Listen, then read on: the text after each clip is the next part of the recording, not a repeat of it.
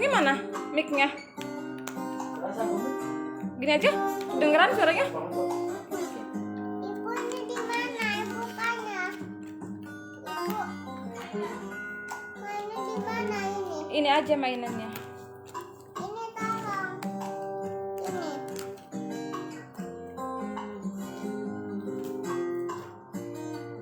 Ini ada baju. Ini ada baju. Ibu ada baju lagi.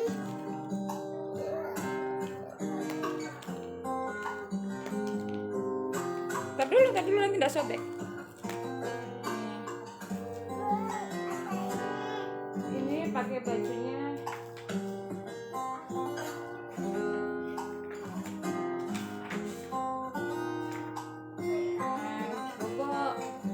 Bobo pakai baju ini nih, liatin cara pakainya.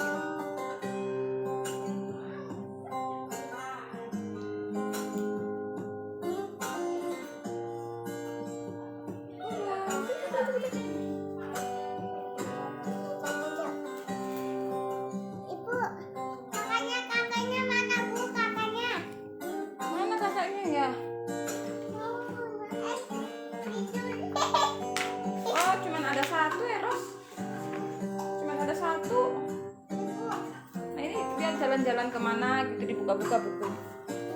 Kakak kita yuk. Sama kakak ya? Ini tolong. Tayo. Buku Itayo boleh?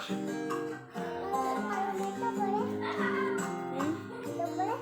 Kita nggak boleh? Nggak boleh kalau di hotel. Buku? Kalau di buku di sini tempel sini boleh, di sini tempel di sini.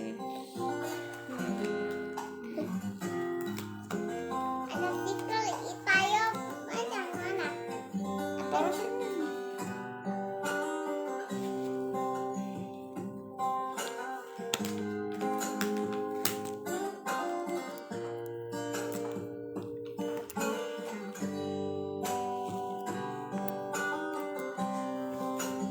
Tolong.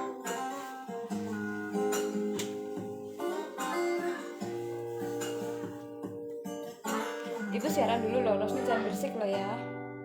Iya.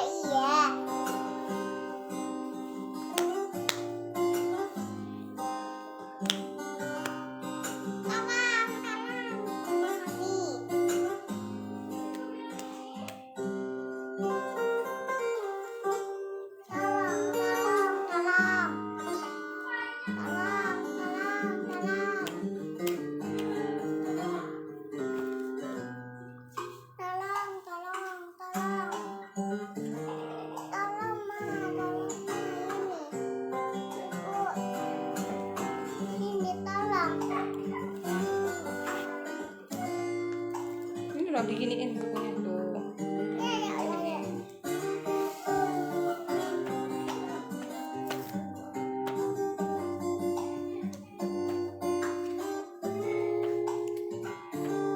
Oke, mulai.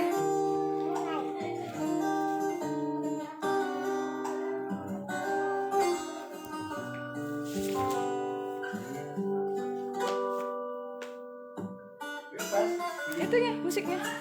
Musiknya di off. Halo. Nah, udah. Sini, Pat. Ayo makan.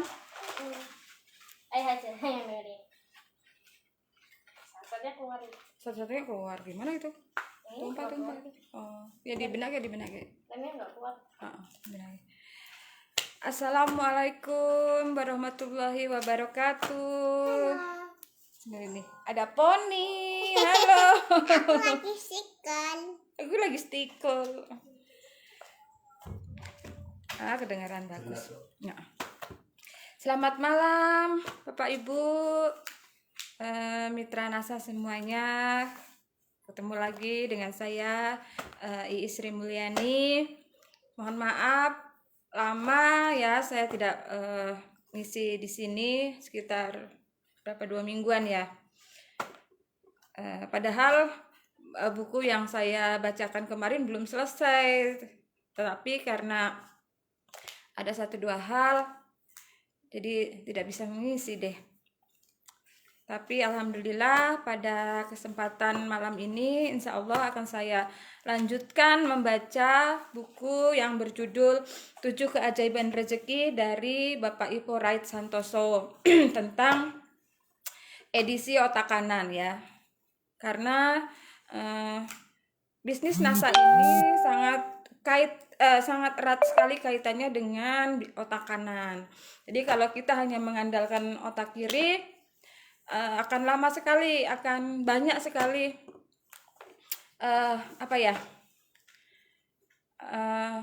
rintangannya gitu ya kalau kita hanya mengandalkan otak kiri. Karena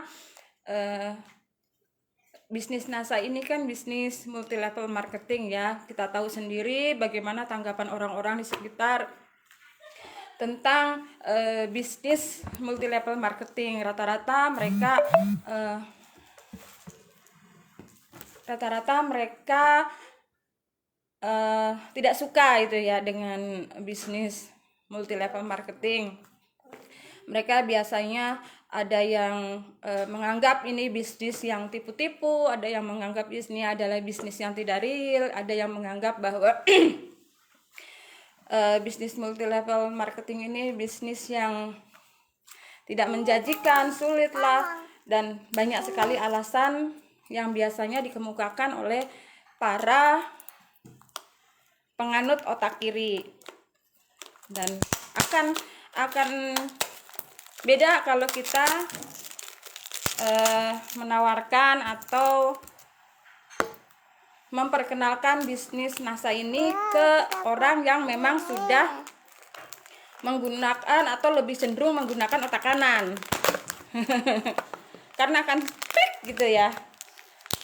Apa itu? Oh, bando. Bando, iya. Lucu. Lucu. Begitu Bapak Ibu. Masih belum banyak yang gabung, mungkin karena biasanya kan saya ngisi jam 9 ya, ini baru jam 9 kurang. Jadi baru Pak Endri Susanto doang yang nonton. Yang mengikuti. Ini. Kebetulan ini Bapak Ibu, saya sekarang ada di Hotel Melia Purosani. Ini salah satu hotel yang favorit di di Jogja ya. Ini adalah salah satu hotel yang dulu sekali saya impi-impikan. Dulu setiap kali kita lewat depannya atau sampingnya situ, selalu menengok, oh kapan gitu ya kita bisa nginep di situ. Kok rasanya tidak mungkin pada waktu itu, karena kita hanya naik motor pinjaman. Jadi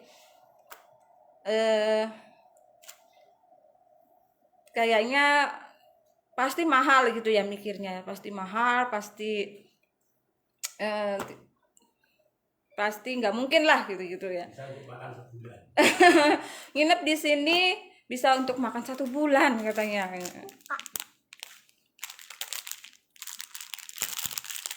Bando. Tapi alhamdulillah berkat bisnis NASA ini malam ini kesampaian Bapak Ibu. Kesampaian, kita sekeluarga nginep di sini, dan kebetulan di Jogja ini hotel-hotel ini lagi pada diskon, mungkin karena pandemi ini ya. Jadi banyak hotel yang memberikan diskon gede-gedean. Biasanya kamar yang saya tempati ini biasanya per malamnya itu di atas 1 juta. Tapi sekarang ini hanya sekitar 750-an. Jadi saya ambil 2 kamar connecting family ini hanya sekitar 1.500.000.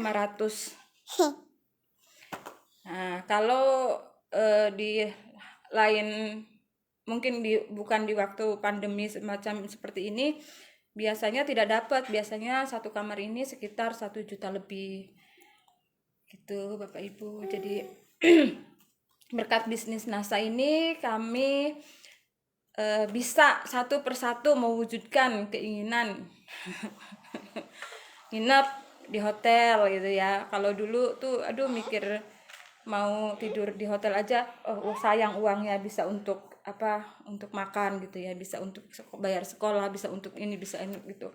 Tapi berkat NASA alhamdulillah kita nginep satu malam di hotel bintang 5 ini hanya berkurang satu bonus pengembangan. Bonusnya Pak Sindu, bonus pengembangan 1.600.000 dikurangi untuk nginep di hotel ini 2 kamar 1.500.000, jadi sisanya cuman ada 100.000. Jadi Bapak Ibu nginep di hotel ini diambilkan dari rabat, salah satu rabat di NASA, yaitu rabat pengembangan. Kalau tidak ya kalau rabat pengembangan kan sudah untuk Pasindu, jadi diambilkan dari rabat ke stokisan. Alhamdulillah. Alhamdulillah Rosni bisa nginep di hotel, bisa renang. Iya. Berkat NASA, berkat Rosni pakai sampo Orlin, berkat Rosni minum lecitin sama NBP. Gitu? Dia mau tidur. Oke, Bapak Ibu, tidak apa-apa yang nonton baru 1 orang pun tidak apa-apa, nanti bisa diputar ulang kan ya. Kita lanjutkan aja membacanya ya. Kita lanjutkan membaca buku 7 Keajaiban Rezeki dari Ippo Wright Santoso. Sudah sampai di keajaiban 7 yang judulnya Pelangi Ikhtiar. Alhamdulillah. Pelangi Ikhtiar, lingkar diri. Pelangi Ikhtiar, ketahuilah pelangi ikhtiar ini dihiasi oleh 7 bias, yaitu impian, tindakan, kecepatan, keyakinan, pembelajaran, dan kepercayaan dan keikhlasan, yang merupakan kebiasaan-kebiasaan dari seorang pemenang. Nah, seorang pemenang ya. Jadi kita dalam hidup ini harus mengejar kemenangan. Saya mendengarkan audionya dari Ippo itu cerita tentang petinju Muhammad Ali pada waktu itu ya. Juara satunya Muhammad Ali, juara duanya tidak ada yang tahu siapa juara duanya. Tidak ada yang kenal siapa juara duanya. Yang dikenal oleh masyarakat itu hanya juara satunya atau hanya nomor satunya saja, nomor duanya tidak dikenal. Jadi kita dalam hidup ini Bapak Ibu harus menjadi pemenang, harus menjadi nomor 1. Seperti itu. Jadi pelangi ikhtiar ini dihiasi oleh 7 bias, yaitu impian, tindakan, kecepatan, keyakinan, pembelajaran, kepercayaan, dan keikhlasan, yang merupakan kebiasaan-kebiasaan dari seorang pemenang. Seperti halaman-halaman sebelumnya, semuanya akan dipaparkan dalam sudut pandang yang betul-betul mengejutkan dan menakjubkan. Selamat mencoba. Bias 1, menjadi miliarder dalam hitungan menit. Menjadi miliarder dalam hitungan menit. Ya, akhirnya nggak dipakai, ke bantal. Ini bantal nih. Ini holdernya malah nggak dipakai. Bias 1, menjadi miliarder dalam hitungan menit. Ini faktanya. Salah satu ciri otak kanan adalah imajinatif. Lantaran imajinatif, mereka cenderung optimis dan berani memiliki impian yang besar. Bahasa pilihan mereka adalah segala sesuatu itu serba mungkin. Segala sesuatu itu serba mungkin. Sebaliknya, salah satu ciri otak kiri adalah realistis. Lantaran realistis, mereka cenderung pesimis dan tidak berani memiliki impian yang besar.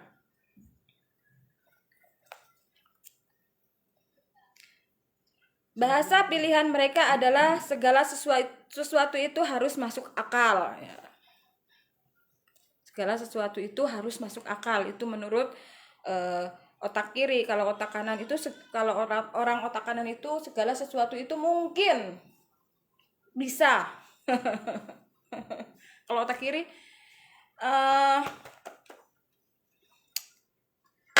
Sing penting ngene. Ngene wae aku seneng. Ngene wae aku seneng. Sing penting Kowe sing ora. sing penting sandalku jejer sandal. Iya, itu loh otak kiri. Otak kiri itu nerimo, tapi nerimonya itu bukan karena dia sudah berusaha sekuat tenaga dan hasilnya mungkin belum maksimal gitu ya, tapi udah pesimis tuh. Ya wis ngene wae ya wis seneng. Ini Gitu. males. Artinya itu bukan karena harusnya dia lebih bekerja keras lagi, tapi dia tuh malas. Akhirnya yang keluar dari ucapannya, ya wis lah aku ngene wae. Ya wis lah aku ngene wae wis seneng. Dan satu lagi, dalam proses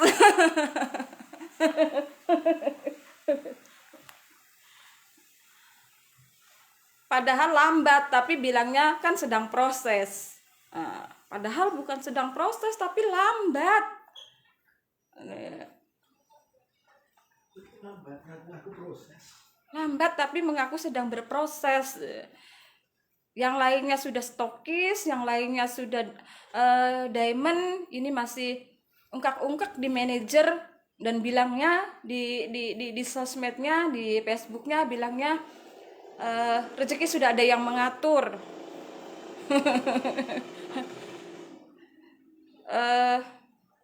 Sedang berproses, seperti itulah. Padahal bisa cepat ya. Tapi selalu menghibur diri, pandai menghibur diri, memaklumi diri sendiri. Saya ulangi, bagi orang yang kuat otak kanannya, segala sesuatu itu serba mungkin. Nothing is impossible. Impossible is nothing. Ternyata agama pun mengajarkan demikian. Sebelumnya saya mau tanya nih, adakah sesuatu yang mustahil bagi Yang Maha Kuasa? Ternyata tidak ada kan? Bagi Dia, bagi Yang Maha Kuasa, segala sesuatu itu serba mungkin. Lantas, kenapa Anda masih saja berpikir ini mustahil, itu mustahil, dan seperti itu? Coba bayangkan, ketika suatu bencana alam terjadi, dalam hitungan menit, ribuan nyawa dan miliaran aset lenyap seketika. Dia bisa bikin begitu dalam hitungan menit. Sekarang coba bayangkan sebaliknya. Apakah mungkin dalam hitungan menit dia menjadikan Anda miliarder? Pasti mungkin kan? Jadi kalau Anda masih bilang ini mustahil, itu mustahil, menurut saya itu sama saja Anda mendahului Dia. Nah, mendahului Yang Maha Kuasa. Anda melangkahi Yang Maha Kuasa dan Anda minterin Yang Maha Kuasa karena Dia saja tidak bilang mustahil.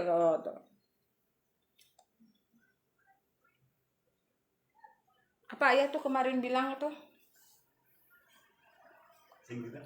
Sing statusnya ayah itu loh.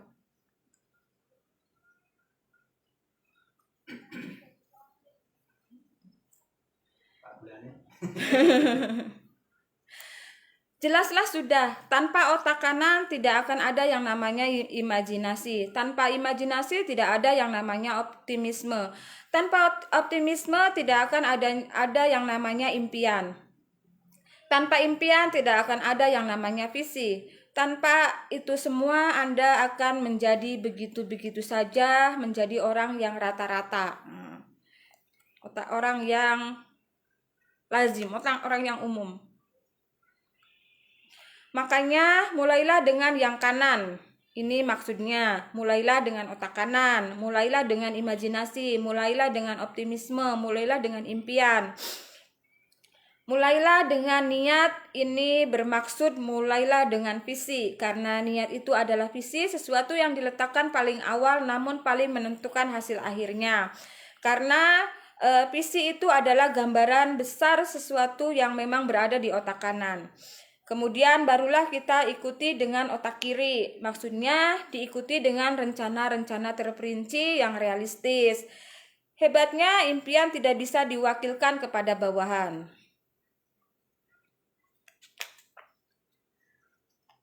sedangkan rencana-rencana masih bisa diwakilkan kepada bawahan. Sebab itulah mereka yang kuat otak kanannya akan menjadi pemimpin dan penemu. Mereka memiliki optimisme, mereka memiliki impian, mereka memiliki visi. Sebaliknya, mereka yang kuat otak kirinya akan menjadi pengikut. Merekalah yang mempersiapkan rencana-rencana terperinci yang realistis untuk mewujudkan impian-impian mereka. Begitu. Pada akhirnya, orang kanan mengendalikan orang kiri. Orang yang optimis mengendalikan orang yang pesimis. Orang yang mempunyai impian mengendalikan orang yang tak punya impian. Orang yang mempunyai visi mengendalikan orang yang tak punya visi. Pemimpin mengendalikan pengikut, atasan mengendalikan bawahan, minoritas mengendalikan mayoritas, kuadran kanan mengendalikan kuadran kiri. Oh, gitu.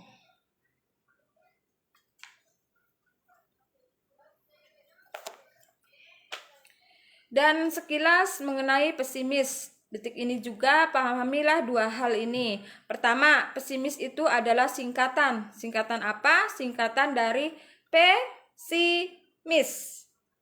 Penyakit si miskin. Ya Allah. Pesimis itu singkatan Bapak Ibu. Jadi singkatannya itu dari kata P itu penyakit. Si itu si. Misnya itu katanya miskin. Jadi pesimis itu kepanjangannya penyakit si miskin. Kedua, pesimis itu sama seperti pengemis. By the way, apa sih persamaan antara pesimis dengan pengemis? Pertama, sama-sama suka mengeluh. Kedua, sama-sama suka dikasihani. Ketiga, sama-sama suka menyalahkan takdir. Keempat, suka menganggap dunia ini kejam. Menganggap orang lain itu superior. Menganggap dirinya inferior. Kemudian sama-sama tidak memiliki impian. Nah, itu persamaan antara pesimis dan pengemis, ya.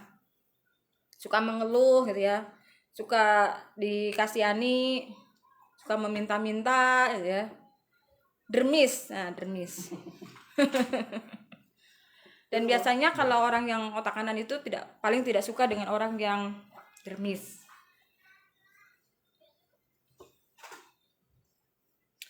Impian, ya inilah bias pertama dalam Pelangi Ikhtiar. Dan sekiranya Anda masih saja tidak berani memiliki impian, saran saya segera cari laut terdekat, nyebur ke laut.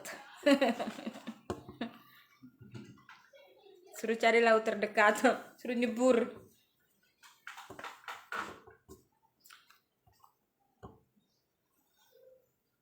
Jadi segera miliki impian.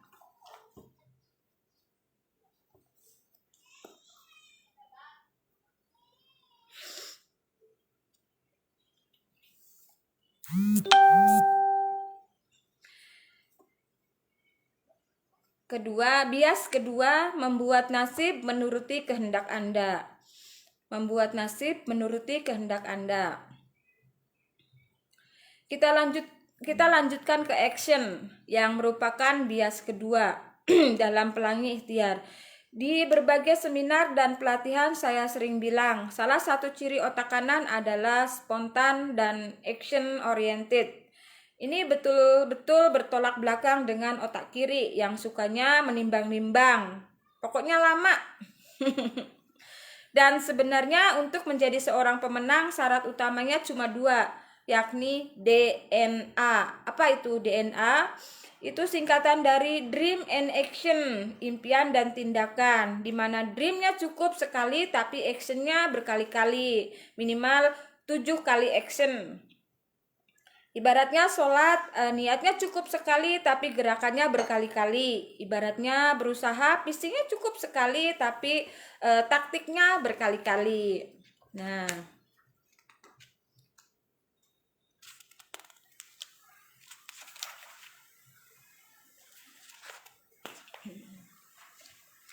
Jadilah angka 7 ini angka favorit alam semesta, karenanya selalu hadir dalam budaya Indonesia, Jawa, Islam, Cina, Barat, pokoknya di semua budaya.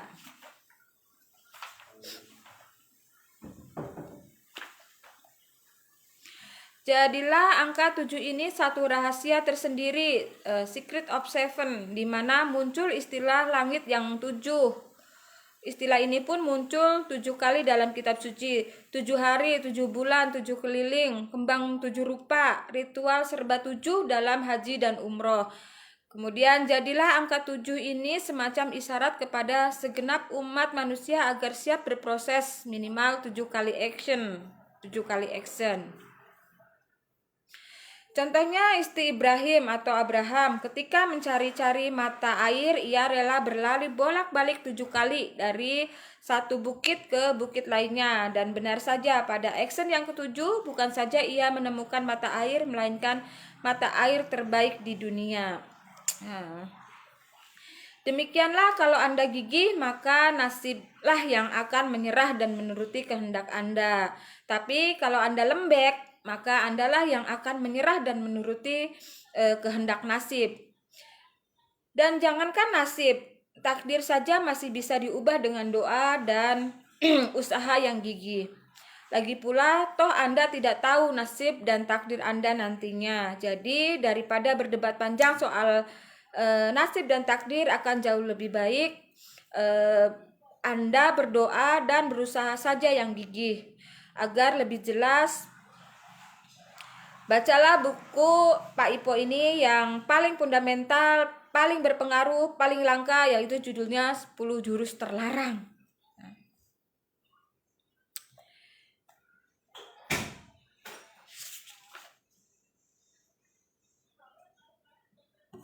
Jadi ini bercerita tentang 7 kali action. Minimal 7 kali action. Jadi Bapak Ibu, kalau Bapak Ibu presentasi nih ditolak, satu kali ditolak sudah loyo. Nah, berarti Bapak Ibu itu butuh herbastamin. Karena di sini disebutkan minimal 7 kali Bapak Ibu. Jadi satu kali ditolak, lakukan yang kedua, ketiga, keempat, kelima, keenam, dan sampai yang ketujuh. Dengan cara terus meningkatkan kualitas presentasi Anda ya. Saya sih yakin kalau misalnya mungkin presentasi pertama Anda masih gradul gitu ya, makanya banyak orang yang tidak percaya. Nah, kalau dilakukan yang kedua pasti sudah ada perbaikan, apalagi yang ketiga, apalagi yang keempat, apalagi yang kelima, dan yang ketujuh pasti sudah sangat bagus sekali. Dan disitulah biasanya sudah banyak orang yang tertarik karena presentasi Anda sudah bagus sekali. Jadi jangan menyerah kalau presentasi pertama Anda ditolak, karena memang harusnya 7 kali minimalnya. Jadi kalau baru 1 kali aja sudah menyerah, oh ya sayang sekali. Siapa tahu di presentasi Anda yang keempat atau kelima atau mungkin yang ketujuh, di akhir-akhir itu akan banyak sekali yang bergabung, dan bahkan Anda bisa menemukan calon diamond Anda di presentasi Anda yang ketujuh. Jadi terus lakukan, semangat.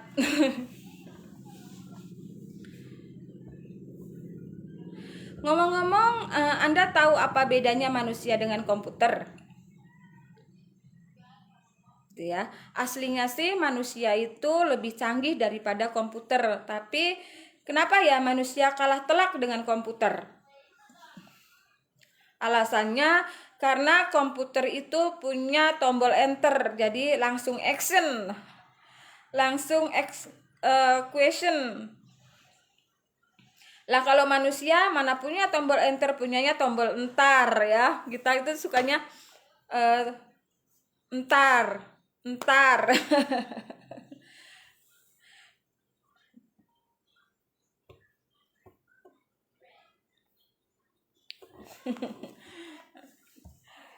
Makanya tidak langsung action, tidak langsung execution. kita malas ya kalau komputer itu tuh kita ketik langsung kita browsing langsung search langsung enter gitu ya. Google langsung mencari. Nah kalau kita sudah punya gambaran nih, sudah mau presentasi di sana nih, antar deh aku mau menghubungin ini, antar deh kayaknya lagi sibuk, antar deh masih nanggung, antar deh. Kita punyanya manusia ini punyanya tombol enter, tombol entar. Menyikapi kemalasan ini maka perlulah ditanamkan keberanian dan kegigihan. Ya, keberanian untuk action dan kegigihan untuk terus action. Tidak dapat dipungkiri bicara soal action kadang kita diselimuti ketakutan-ketakutan yang tidak beralasan. Ngomong-ngomong, mana sih yang lebih menakutkan dan lebih mematikan menurut Anda? Reaktor nuklir atau sinar matahari? Perang, pembunuhan atau bunuh diri? Harimau, beruang, ular, hiu atau kijang? Kalau jawaban Anda reaktor nuklir, maka Anda salah. Karena kebocoran terbesar reaktor nuklir terjadi di Chernobyl, Ukraina pada tahun 1986 dan itu hanya menyebabkan kematian kurang dari 100 jiwa hingga tahun 2006. Sementara kanker kulit akibat sinar matahari menyebabkan kematian sekitar 8.000 jiwa setiap tahunnya. Nah, jadi jawabannya adalah sinar matahari ya. Reaktor nuklir atau sinar matahari, ternyata yang lebih membunuh itu, yang lebih berbahaya itu adalah sinar matahari. Kalau jawaban Anda perang atau pembunuhan, sekali lagi Anda salah, karena bunuh diri 2 kali lebih banyak terjadi daripada pembunuhan. Kalau jawaban Anda ular atau hiu, lagi-lagi Anda salah, karena kijang 7 kali lebih banyak menyebabkan kematian manusia. Begitulah kadang kedewasaan atau otak kiri membuat kita memusingkan ketakutan-ketakutan yang tidak beralasan.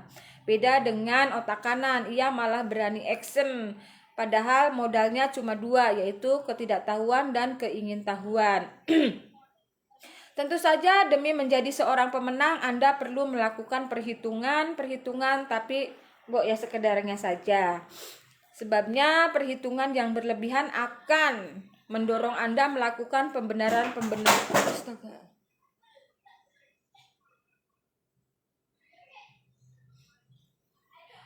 Melakukan pembenaran atas kelemahan-kelemahan Anda, memupuk ketakutan dan memangkas keberanian, membuang waktu dan menunda action. Perhitungan yang berlebihan ya. Kalau kita mempunyai perhitungan yang berlebihan, mau action itu kelamaan gitu ya. Perhitungannya terlalu berlebihan, jadinya lama actionnya. Terus memangkas keberanian, membuang-buang waktu, seperti itu. Ya, teruslah mengetuk maka pintu akan dibukakan, dan di atas segalanya Yang Maha Kuasa yang juga sangat mendesak kita untuk menjadi orang yang berani dan gigih. Bukankah kita tidak boleh takut kepada apapun kecuali kepada Yang Maha Kuasa? Bukankah Yang Maha Kuasa menjanjikan Dia tidak akan mengubah nasib seseorang selagi orang itu tidak mengubah nasibnya sendiri? Bukankah Yang Maha Kuasa menjanjikan di dalam setiap kesulitan itu ada kemudahan? Bahkan diisyaratkan ada 2 kemudahan. Bukankah Yang Maha Kuasa menjanjikan Dia akan menyertai orang-orang yang sabar? Bukankah Yang Maha Kuasa menjanjikan rahmat-Nya akan menyertai orang-orang yang terus melakukan perbaikan? Bukankah Yang Maha Kuasa menganjurkan jika selesai satu urusan, hendaklah kita mengerjakan urusan yang lain? Demikianlah action demi action. Nah, pentingnya action ya.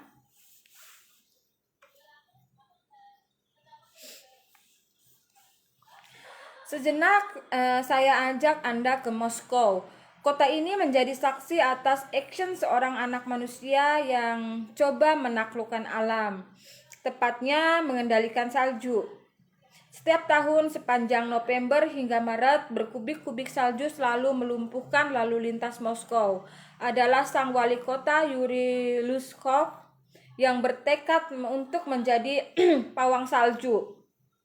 Dengan anggaran jutaan dolar, sang wali kota menyewa pesawat militer untuk menebar kabut buatan di atas awan di luar Moskow. Dengan begitu diharapkan curah salju dapat dibendung di luar Moskow. Memang menaklukkan alam bukanlah perkara baru bagi sang wali kota. Misalnya saja, setiap perayaan hari libur nasional ia sering mengerahkan pesawat militer untuk mengendalikan awan. Tujuannya agar cuaca tetap cerah saat berlangsungnya acara. Bukan main, kendati menghabiskan dana 2 juta US dollar sampai 3 juta US dollar, namun itu sama sekali bukan masalah bagi Moskow yang APBD-nya jauh lebih besar dari New York. Ya jelas terlihat jelas di sini action seorang anak manusia mampu menaklukkan alam. Lebih lanjut perlu juga dipahami betul-betul bahwa action itu adalah faktor pengali. Action itu adalah faktor pengali. Actionlah yang membuat sesuatu itu menjadi kenyataan atau tidak. Actionlah yang membuat impian itu menjadi kenyataan atau tidak. Katakanlah Anda punya 1000 dream, tapi 0 action. Itu artinya 1000 kali 0 hasilnya 0 besar. Sebaliknya Anda punya 1 dream dan 7 action.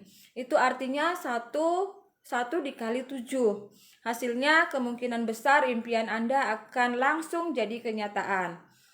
Dengan kata lain adalah sia-sia sebuah impian jika tidak memiliki keberanian untuk action. Bahkan tetaplah sia-sia sebuah impian jika tidak memiliki kegigihan untuk terus action. Lagi pula, teknik paling ampuh dalam pembelajaran adalah dengan terus-menerus action, learning by doing istilahnya, seperti itu ya.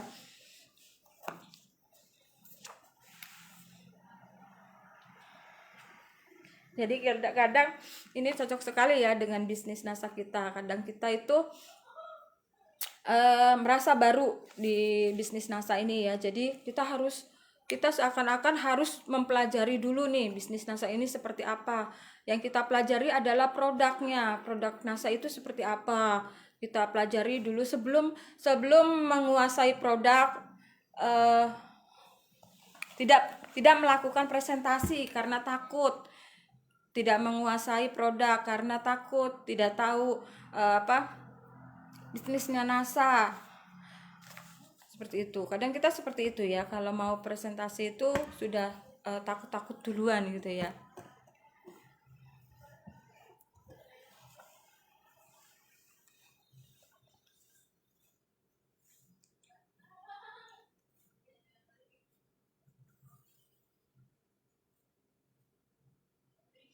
Padahal kalau di NASA ini kan produknya banyak sekali ya, 100 lebih ya, bahkan 200 produk ya. Kalau kita harus pelajari satu persatu, harus kita kuasai satu persatu, baru kemudian kita presentasi, itu akan lama sekali ya.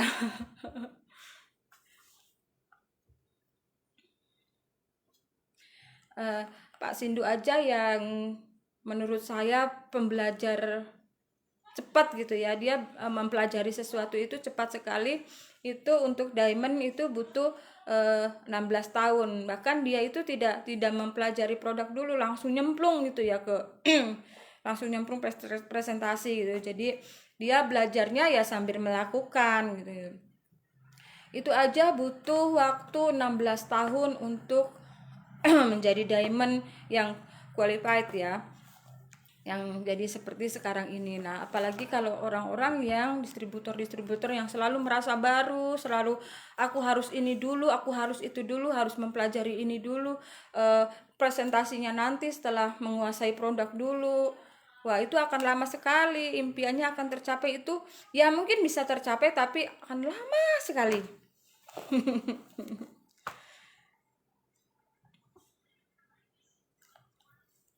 Padahal di NASA ini kan sudah ada support system gitu ya, ada TS. Jadi kalau misalnya ada pertanyaan-pertanyaan yang sekiranya tidak bisa dijawab sama Bapak Ibu, ya tinggal kita kasih nomor technical service-nya. Untuk pertanian ada technical service pertanian, ada TS pertanian. Untuk kesehatan ada TS kesehatan. Untuk produk kecantikan dan rumah tangga ada TS-nya sendiri lah. NASA ini sudah sudah memikirkan betul kebutuhan distributornya ya. Jadi NASA juga yakin kalau tidak mungkin semua distributor ini akan mempelajari produk yang segini banyak banget gitu ya. Dan pertanyaan-pertanyaan konsumen atau pertanyaan-pertanyaan orang kan hanya seputar itu saja sebetulnya ya kan. Jadi kalau misalnya Bapak Ibu tidak bisa menjawab pertanyaan yang disampaikan oleh konsumen, ya tinggal kita kasih nomor ini loh, nomor technical service-nya. Dan kalau kita memberikan nomor technical service TS NASA, di NASA ini ada TS-nya dari pertanian, kesehatan, kecantikan, bahkan kesehatan ini ada dokternya, kita bilang seperti itu malah orang akan sangat respect sekali, orang akan sangat percaya sekali. Oh iya, berarti NASA ini memang betul-betul profesional karena ada bagiannya untuk konsultasi, ada dokternya gitu ya. Jadi orang akan sangat percaya sekali, sebetulnya seperti itu. Jadi kalau kita jawab sendiri, orang itu akan justru tidak akan puas gitu ya dengan jawaban kita, apalagi dia tahu latar belakang kita seperti apa gitu. Wah udah itu paling dijawabnya kamu itu cuman lulusan SMA aja, sok-sokan ya, seperti itu ya. Beda sekali kalau kita sampaikan kita kasih nomor konsultasinya, ada Bapak Bapak dokter NASA atau Bapak ahli pertanian NASA gitu. Nah, orang akan sangat percaya sekali. Lanjut lagi ya Bapak Ibu ya. Akhirnya pepatah kuno dari Afrika dengan pedas menyindir kita semuanya. Burung yang terlalu banyak berkicau tidak akan membuat sarang. Istilahnya no action talk only atau NATO. Konon pula kata triumph atau kemenangan diawali dengan kata try atau coba dan diakhiri dengan kata keseruan atau kemenangan. Maka semakin jelaslah harga mati bagi seorang pemenang adalah keberanian untuk action dan kegigihan untuk terus action. Dengan kata lain, tidak akan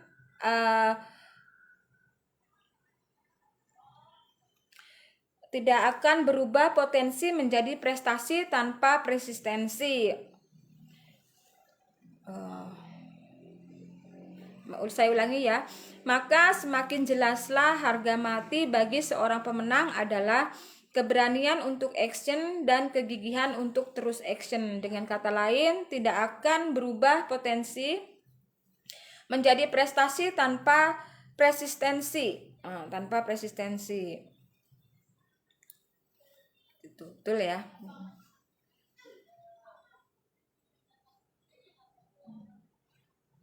Bias ketiga, menaklukkan lawan yang jauh lebih besar. Ini bias yang ketiga. Bias yang ketiga, menaklukkan lawan yang jauh lebih besar. Melengkapi impian dan tindakan, inilah kecepatan bias ketiga dalam pelangi ikhtiar. Sebelumnya, mari kita simak ungkapan-ungkapan seperti berikut. Orang Barat berkata, time is running. Waktu berlari. Alih-alih begitu, orang Indonesia berkata waktu berjalan. Malah sebagian bersikukuh slow but sure. Biar lambat asal selamat. Orang Barat berkata so little time, so much to do. Alih-alih begitu, orang Indonesia berkata so what?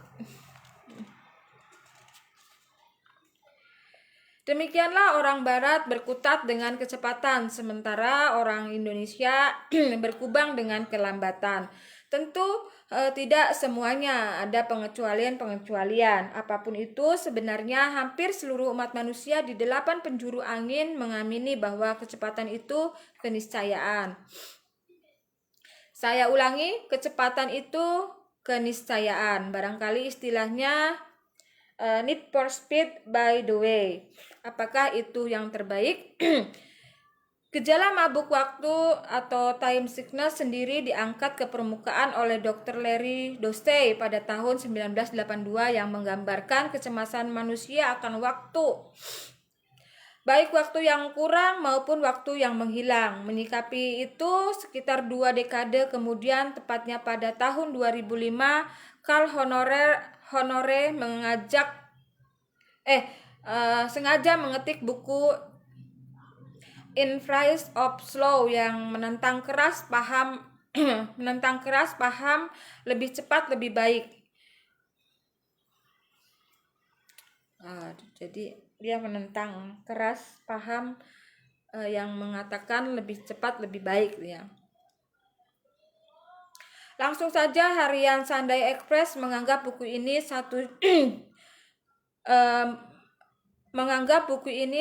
juta kali lebih menggugah daripada tumpukan buku-buku pengembangan diri lainnya. Bukan main, dan ternyata Carl Honore ini tidak sendirian. Rupa-rupanya setiap Oktober digelar konferensi tahunan Perhimpunan Deselerasi Waktu di Wagrain, sebuah kota kecil di Austria. Hampir-hampir tidak dapat dipercaya, di sini lebih dari 1.000 orang berkumpul dalam aksi kelambatan dan anti kecepatan. Jargon mereka deselerasi waktu.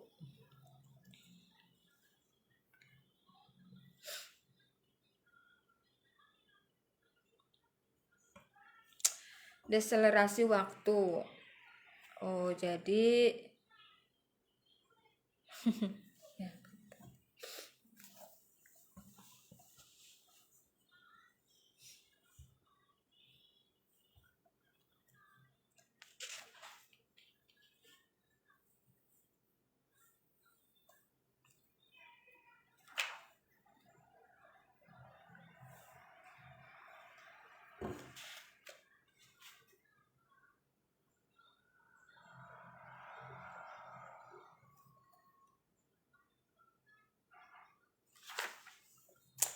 Kita lanjut lagi. Serba lambat atau serba cepat? Paham manakah yang benar? Paham serba lambat atau paham serba cepat? Paham manakah yang benar? Secara umum, saya pribadi menjunjung tinggi paham kecepatan. Percayalah, action cuma tinggal action jika tanpa kecepatan. Tidak percaya, tengok saja sejarah. Hanya dengan kecepatan Daud atau David mampu menaklukkan Jalut atau Goliat yang jauh lebih besar. Masih tidak percaya, diriwayatkan pula seorang Muhammad berjalan dengan sangat cepat, hampir-hampir menyerupai orang yang menuruni bukit. Sekali lagi, action cuma tinggal action jika tanpa kecepatan. Sejenak, tutuplah mata Anda, coba bayangkan dunia bisnis lengkap dengan sumber-sumbernya. Tidak jarang seluruh pemain dalam satu industri dibekali aset dan akses yang kurang lebih serupa. Nah, kalau sudah begitu, apalagi yang diandalkan sebagai pembeda? Betul sekali. Di sini satu-satunya pembeda tidak lain tidak bukan ialah kecepatan. Karena terbukti bukan yang kuat mengalahkan yang lemah, melainkan yang cepat mengalahkan yang lambat. Nah, dengan suaranya yang berat, negarawan Amerika Abraham Lincoln pernah berwasiat, yang sabar menunggu pasti dapat bagian, tapi hanya sisa-sisa dari orang yang bergegas. Ini bagus sekali ya. Abraham Lincoln pernah berwasiat seperti ini. Yang sabar menunggu pasti dapat bagian, tapi hanya sisa-sisa dari orang-orang yang bergegas, dari orang-orang yang cepat.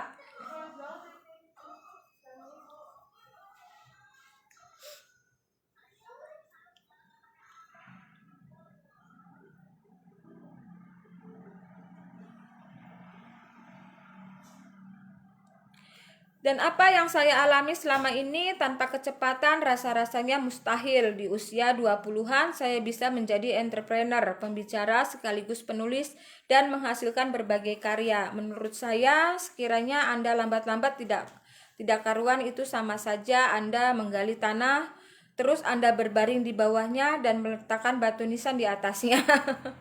Dengan kata lain, Anda akan terkubur hidup-hidup. Pasti itu. Sudah menjadi kebiasaan yang mendarah daging, saya berbicara, menulis, berjalan, naik tangga, menyetir, dan memimpin rapat dengan sangat cepat. Orang-orang yang pernah bertemu langsung dengan saya tahu persis soal itu. Pesan saya, kalau Anda kenal dengan seorang laki-laki belum sukses dan berjalannya lambat-lambat, segeralah Anda belikan dia sehelai rok. Buat saja dia malu. Zaman sekarang wanita saja jalannya cepat-cepat ya. Jadi apakah lebih cepat itu pasti lebih baik? Ternyata tidak selalu. Katakanlah saat Anda menyisihkan waktu untuk diri Anda sendiri, pasangan, keluarga, tetangga, sahabat, dan yang maha kuasa. Giliran bercengkrama dengan keluarga, beramah tamah dengan sahabat, atau berdoa kepada Tuhan yang maha kuasa, mana boleh cepat-cepat. Teman saya pernah berseloroh, kalau malam harinya Anda cepat-cepat dalam bercinta, pagi harinya istri Anda akan lambat-lambat dalam menyiapkan sarapan. Kalau cepat-cepat nanti sarapannya lambat.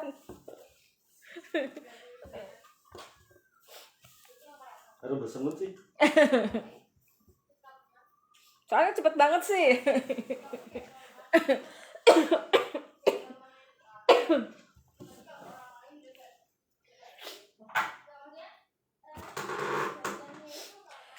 Jelas sudah ada kalanya cepat, ada kalanya lambat, dan intinya adalah pengelolaan waktu atau time management.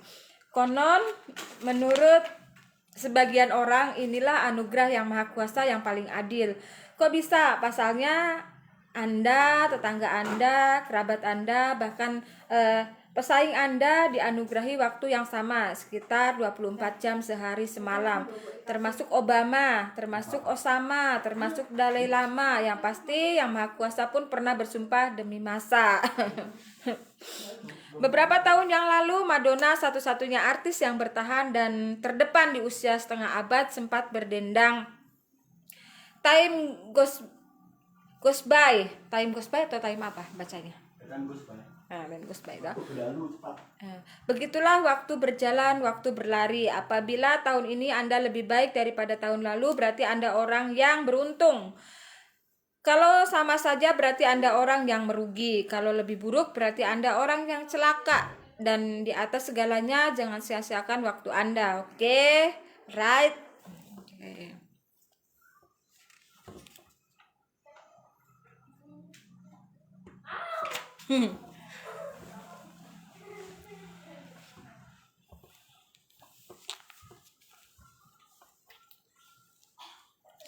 Kemudian di bias keempat, terbang mengelilingi Ka'bah.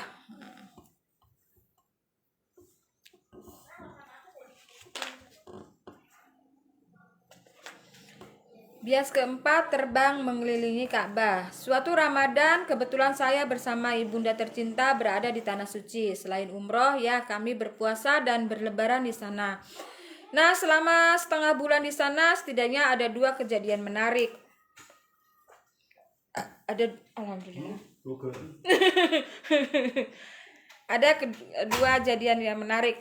Ya, sama, saya pun memiliki 2 kejadian yang menarik pada hari ini sebelum kita, kalau ini di Ka'bah ya, kalau kita di di Yogyakarta ketika mau menginap di Hotel Melia Purasani ini. Pertama, ketika kita mau berangkat nih, ada temannya Rosni datang ke rumah gitu ya. Datang ke rumah, Rosni manggil gitu ya. Aku main ya, terus karena kita sudah siap-siap dan harus segera siap-siap untuk check in gitu ya. Saya bilang sama dia, "Oh, Rosni mau pergi dulu, mau berenang." Saya bilang seperti itu. Kemudian dia, "Mau berenang di mana?" Nah, terus Rosni bilang, "Di hotel," katanya gitu. Terus dia dengan wajah yang tampak sedih gitu ya. sedih memelas gitu. Dia bilang, aku nggak pernah pergi kemana-mana katanya gitu. Aku nggak pernah pergi kemana-mana. Kalau hari Minggu kan orang tuanya bekerja ya, mama sama papanya bekerja. Terus kemudian dia bilang, mamanya sama papanya kalau hari Minggu paling dia cuma diajak ke tempat mbah kungnya gitu kan, ke desa yang berbeda gitu ya. Jadi hanya diajak ke tempat mbah kungnya gitu. Aku nggak pernah kemana-mana katanya seperti itu. Jadi kasihan sekali gitu loh, anak kecil sampai sudah berpikir dia tidak pernah diajak pergi kemana-mana karena orang tuanya sibuk bekerja. Bahkan di hari libur pun, karena selama 6 hari berturut-turut orang tuanya bekerja, jadi orang tuanya mungkin di hari Minggu itu khusus untuk istirahat gitu ya, maksudnya untuk bisa menemani anaknya. Cuman karena anaknya dalam setiap hari Senin sampai Sabtu gitu di rumah terus, jadi mungkin kan bosen gitu ya, pengen jalan-jalan, dan sedangkan orang tuanya pengen istirahat di rumah sama anaknya. Jadi kasihan sekali anak ini tuh, dengernya itu saya ya Allah terenyuh banget gitu loh. Kasihan ya Allah. Dan saya bersyukur bersyukur sekali mengenal bisnis NASA, kemudian kita menjalankan bisnis NASA dengan serius sampai berapa tahun ini? 18 tahun apa 16? Sekarang ini? Kita. Ini sudah 16 tahun. Kita 16 tahun di NASA dan alhamdulillah kita bisa full time sama anak-anak. Bahkan setiap hari kalau misalnya anak-anak pengen pergi, kita bisa mengantarkan.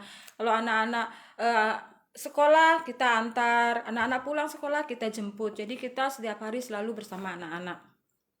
Ketika anak-anak janjian sama teman-temannya ya kita antar, kita tungguin sampai pulang lagi. Jadi selalu bersama mereka gitu ya, bersama anak-anak. Dan anak-anak senang karena orang tuanya selalu ada untuk mereka. Tidak pernah merasa aku tidak pernah diajak kemana-mana gitu ya. Aduh, itu sangat menyedihkan sekali Bapak Ibu. Coba kalau Bapak Ibu anaknya bilang seperti itu, terenyuh.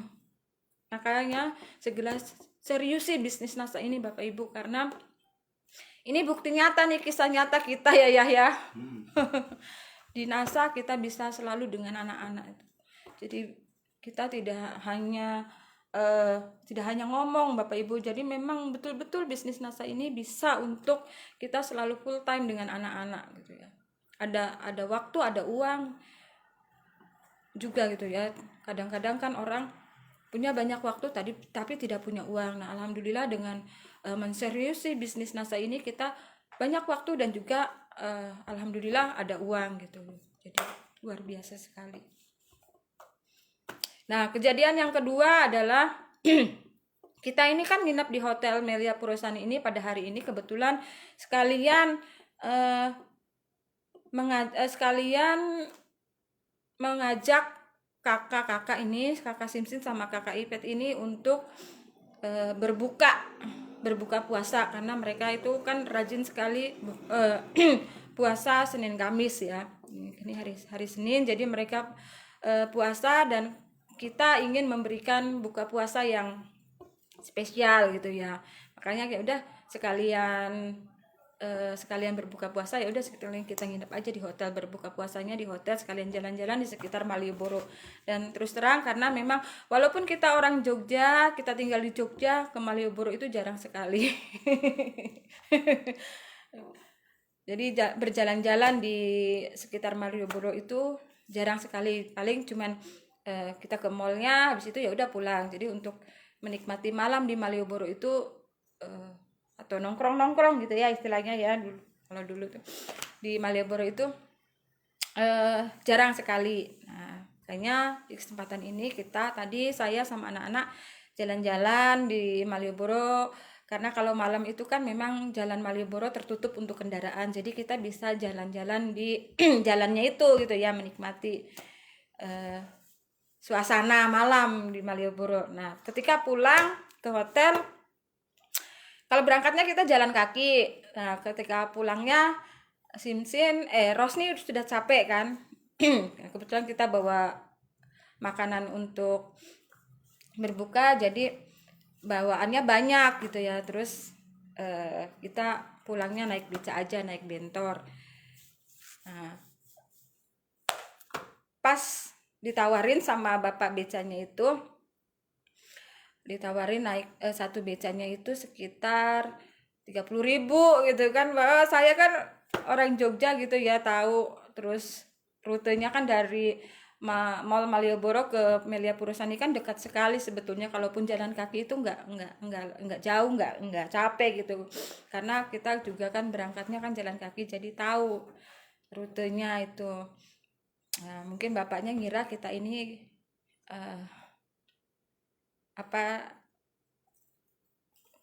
wisatawan gitu ya, jadi ngasih harganya tinggi gitu kan. Terus saya tawar dimarahin sama kakak Simsin. Saya tawar, masa ke Malioboro ke hotel situ, deket situ 30.000, dah 10.000 aja. Aduh bu, nggak dapet kalau 10.000. Saya dijawil-jawil, ibu tuh kok nawar sih, kan kasihan kata kakak. Dimarahin sama kakak Simsin. Saya bilangnya ya udah, biasanya berapa katanya biasanya 20.000. Ya udah, jadi saya ambil 2 beca, jadi 2 beca itu kan 40.000. Sepanjang jalan ini turun dari beca ini dimarahin sama kakak, kan kasihan bu bapak becanya ditawar-tawar segala. Ya biasa ya, kita ibu-ibu tuh pasti nawar gitu ya. Orang irit. Aduh. Gua kayak ayah lu, gak pernah nawar. Aduh ibu tuh katanya. Naik beca aja ditawar. Kan jaraknya deket dari Malioboro ke Melia Purwosani, deket banget. Kalau jalan kaki berapa menit ya? 5 menit loh, 5 menit. Naik bentor cuma berapa menit, nggak ada 5 menit, paling 2 menit naik bentor. Masa 30.000, jadi saya tawar itu. Dimarahin sama kakak. Aduh, itu bapak ibu. Jadi kalau menurut saya ini kejadian yang menarik. Ibu dimarahin anaknya gara-gara nawar. Aduh, lanjut lagi ya bapak ibu. Mana tadi? Ini dia. Aduh. Kejadian pertama, seorang ibu-ibu teman seperjalanan mengeluh kepada saya, Aduh umroh apa saya sanggup ya? Umur saya sudah 60-an, badan saya sudah lemah. Memang ibadah umroh itu lumayan menguras tenaga, apalagi selama Ramadan yang suhu sedang panas-panasnya dan jamaah ramai-ramainya. Ditambah lagi itu semua dilakukan sambil berpuasa. Terus saya menanggapi, Bu, siapa sih yang menyuruh umroh? Allah kan? Nah, Allah pasti tanggung jawab. Allah pasti memampukan ibu. Yang penting ibu yakin dan benar saja ketika selesai umroh, ibu tersebut langsung nyeletuk. Wah, tadi saya ngelilingi Ka'bah serasa terbang, katanya. Cepat sekali, kami pun tertawa mendengarnya. Begitulah melalui keyakinan yang Maha Kuasa pasti memampukannya. Kejadian kedua, seorang pria asing bersama istri dan anaknya nyamperin saya di lobi hotel tempat saya menginap, sekitar setengah menit dari Masjidil Haram. Berbicara dalam bahasa Inggris, ia mengadu kepada saya. Tolong dong saya ini pendatang, saya barusan kecopetan dan sekarang saya tidak punya uang sama sekali. Lalu saya beri dia sejumlah uang, mungkin saja ia menipu. Andai benar begitu, ya saya biarkan saja, toh orang akan menuai apa yang ia tanam. Namun ia masih saja kelihatan cemas, soalnya uang itu menurutnya tidak cukup menyelamatkan dia dan keluarganya. Lantas apa komentar saya? Sobat, hanya itu saja yang bisa saya berikan. Ngomong-ngomong, siapa sih yang menyuruh Anda datang ke tanah suci? Allah kan? Nah, Allah pasti tanggung jawab. Allah pasti akan memampukan Anda. Yang penting Anda yakin. Saya bilang seperti itu. Inilah yang disebut dengan keyakinan, bias keempat dalam pelangi ikhtiar. Yakin akan keberadaannya, yakin akan pertolongannya. Tahukah Anda manusia dilarang keras berputus asa akan rahmatnya? Tahukah Anda putus asa itu tak akan ubah sepertinya ateis kecil? Karena begitu putus asa itu berarti Anda tidak lagi mengakui keberadaannya dan pertolongannya. Seperti itu.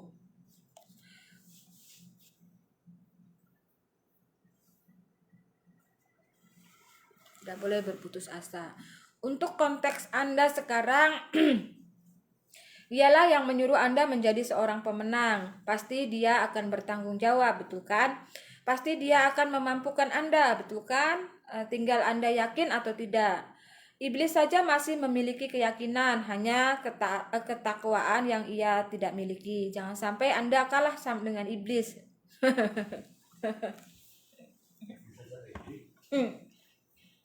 Iblis aja yakin dan pede, ya.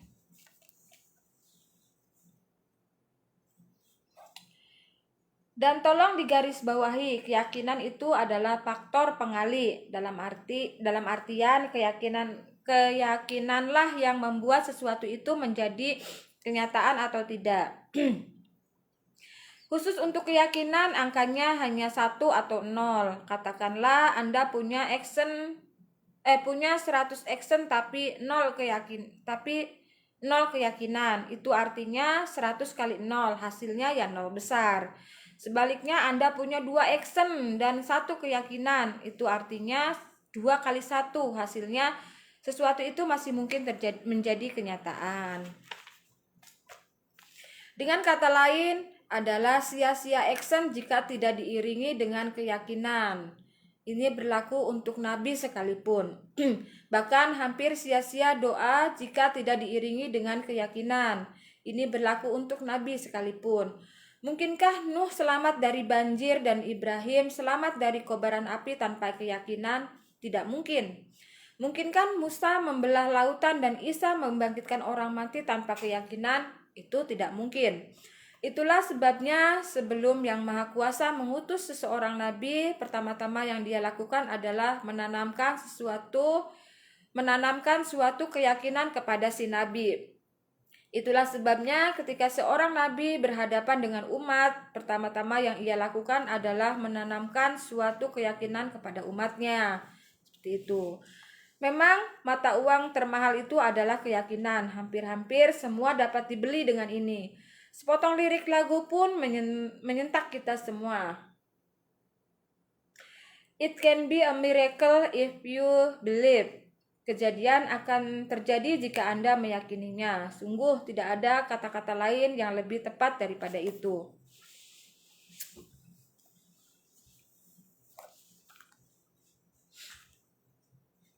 Kan impian tanpa action 0 besar, action tanpa keyakinan juga 0 besar ya.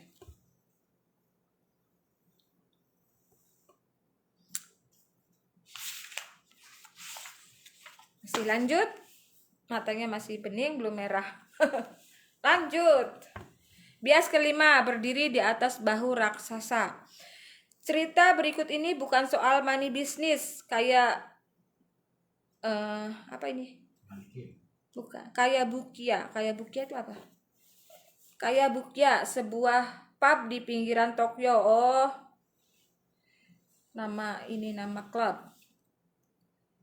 Telah merekrut Ye-chan dan Puku-chan, 2 ekor monyet untuk menjadi pelayan. Betul, monyet.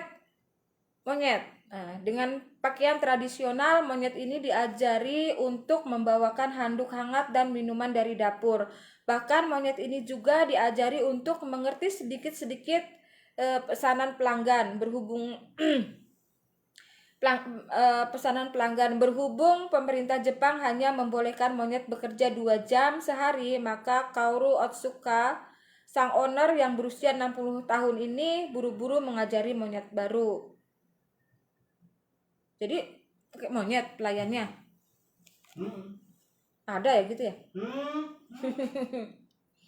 Begitulah, monyet aja masih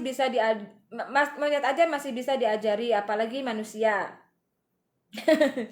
Sudah semestinya dari satu action ke action lainnya manusia melakukan pembelajaran. Tanpa pembelajaran ya akan lambat terjadinya perubahan nasib. Terkait itu, jauh-jauh hari pepatah Cina sudah mengisyaratkan Bu Yao Pa Bu Hao Hui, yang artinya jangan pernah takut, jangan pernah menyesal. Maknanya apa yang akan terjadi tidak perlu ditakuti, dan apa yang telah terjadi tidak perlu disesali.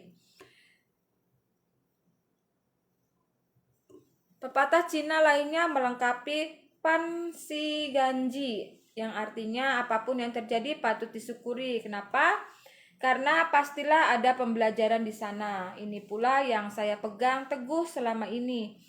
Asalkan yang terjadi itu bukan bersifat dosa, maka sedikit pun tidak akan saya sesali. Sedikit pun tidak akan saya sesali, entah itu berupa masalah, kegagalan, kerugian, penghinaan, sakit, atau seumpamanya. Bukankah itu semua terjadi dengan izinnya? Bukankah kejadian itu adalah kejadian terbaik untuk kita menurutnya? Kalau memang itu terjadi dengan izinnya, kalau memang kejadian itu terbaik untuk kita menurutnya, lantas mengapa tidak kita syukuri? Malah dalam kamus seorang pemenang tidak ada yang namanya kegagalan. Saya ulangi, tidak ada yang namanya kegagalan. Yang ada hanyalah pembelajaran. Bias kelima dalam Pelangi Ikhtiar. Ditegaskan pula dalam sebuah iklan deterjen, tidak ada noda ya tidak belajar. Tidak ada noda tidak belajar.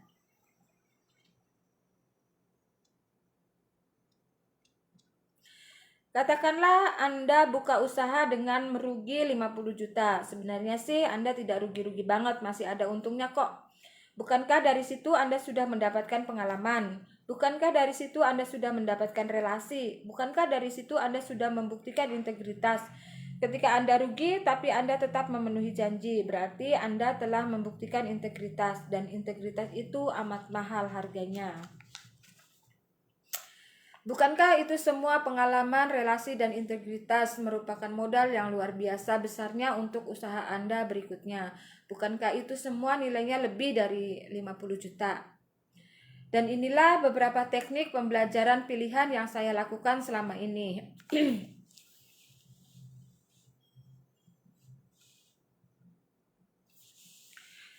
Teknik pembelajaran action oriented. Telah dibahas sebelumnya bahwa teknik paling ampuh dalam pembelajaran adalah dengan terus-menerus action. Kenapa?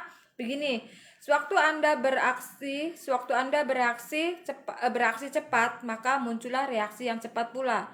Nah, dari reaksi inilah Anda belajar. Ini jelas lebih tokcer ketimbang hitung-hitungan di atas kertas yang hasil akhirnya malaikat sekalipun tidak tahu. Dan di buku 10 jurus terlarang ini semua dipaparkan panjang lebar.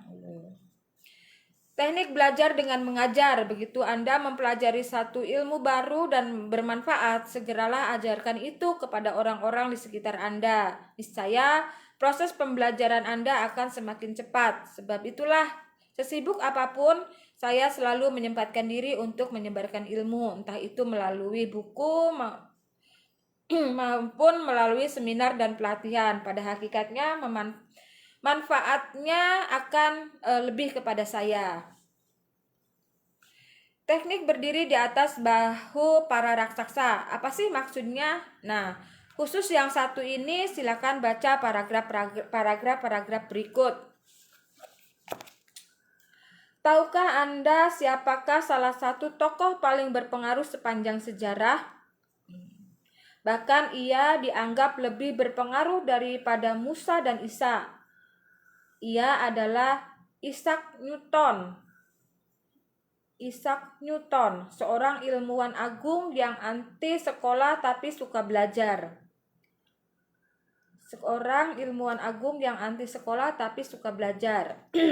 Suatu malam ia membisikkan rahasia kesuksesannya kepada seseorang.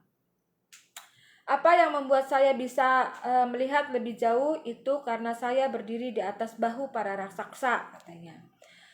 Para raksasa yang ia maksud tidak lain tidak bukan adalah ilmuwan-ilmuwan besar terdahulu seperti Johannes Kepler, Nicolaus Copernicus, Galileo Galileo Galilei, Francis Bacon, banyak lagi ya.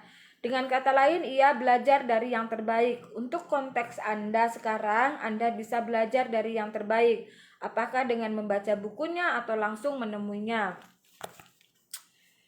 Dulu, setiap kali ada orang hebat, apakah ia pengusaha, penulis, atau pembicara yang datang ke kota saya coba untuk berkenalan dengannya dan menjadi supir untuknya selama ia berada di kota saya. Betul sekali, jadi supir.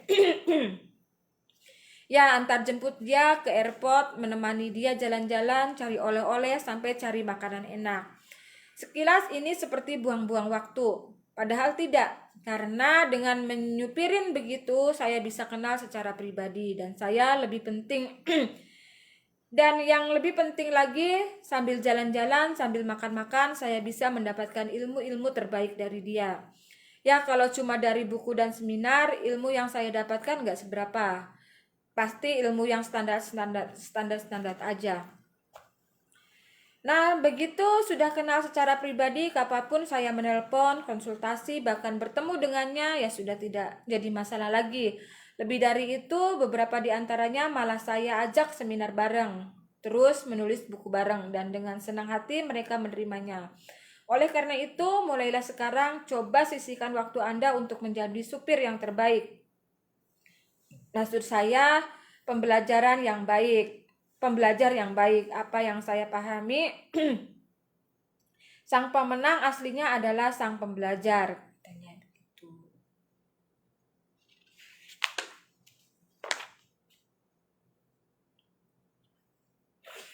So, menjadi pembelajar dan pencari guru itu baik. Cuma satu saja pesan saya. Jangan terlalu membangga-banggakan guru Anda, karena guru Anda tidaklah sempurna, ya kan?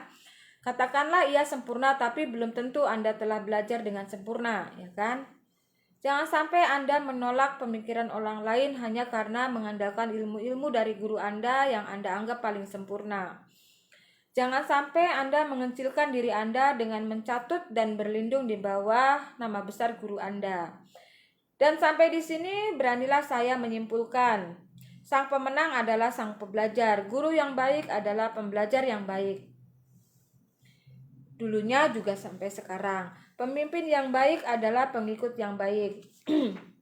Penulis yang baik adalah pembaca yang baik. Pembicara yang baik adalah pendengar yang baik. Jika Anda teachable, maka Anda akan unstoppable. Jika Anda berkeringat dalam latihan, maka Anda tidak akan berdarah-darah dalam pertempuran. Ujung-ungnya, pembelajaran demi pembelajaran akan membuat Anda lebih berhati-hati dan peganglah ungkapan Cina yang satu ini. Cheng Qian Bi Hou. Banyak bahasa Cinanya ini. Kesalahan di depan, berhati-hati di belakang. Misalkan pipi kiri Anda ditampar, apakah semerta-merta Anda akan memberikan pipi kanan Anda? Entahlah, saya tidak bisa melihat apakah Anda mengangguk atau menggeleng. Yang jelas, sebagian besar pembaca pasti seperti saya, tidak akan memberikan pipi kanannya untuk ditampar. Seorang guru yang bijak menasehati saya, kalau pipi kiri saya ditampar dan si penampar tidak meminta maaf, maka saya akan tampar balik pipi kirinya. Sama kerasnya seperti dia menampar pipi kiri saya. Bukan semata-mata soal adil. Ini supaya lain kali dia tidak semena-mena lagi kepada kepada saya dan orang lain. Kalau tidak, itu berarti saya membiarkan bahkan mendidik dia untuk berperilaku semena-mena. Dan yang paling penting menurut saya, janganlah menampar dan jagalah diri agar tidak ditampar. Imbang kan? Untuk urusan pipi ya mungkin Anda masih mau memberikan pipi kanan Anda, tapi bagaimana untuk urusan rumah, lahan, kendaraan, pekerjaan atau perusahaan? Masih maukah Anda memberikannya?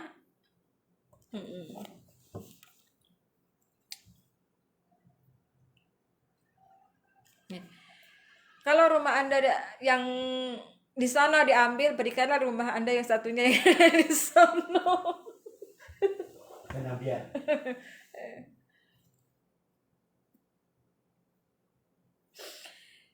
Bias 6, jangan menjadi Yudas abad 21. Yudas abad 21. Udah action, kok gitu-gitu aja? Maksudnya hasilnya nihil. Actionnya cepat nggak? Cepat. Actionnya yakin nggak? Yakin. Oh, ini percakapan.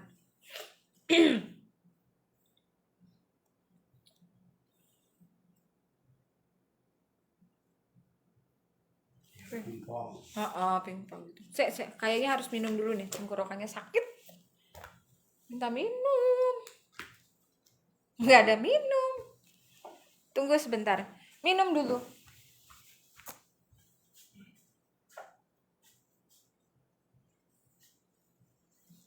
Ya, anak-anak pada kok anteng nih, mencurigakan kalau di... Oh, udah tidur.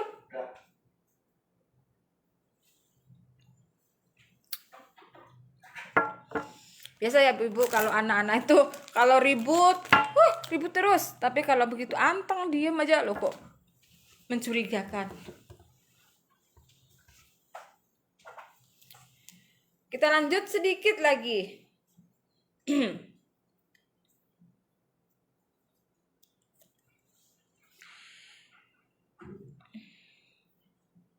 Jangan menjadi Yudas abad 21. Udah action kok gitu-gitu aja. Maksudnya hasilnya nihil. Actionnya cepat nggak? Cepat. Actionnya yakin nggak? Yakin. Nah, mungkin masih kurang satu hal. Kurang satu hal, apa itu? Integritas. Nah, karena integritas akan melahirkan... Diskunci dari sana berarti ya. Diketuk.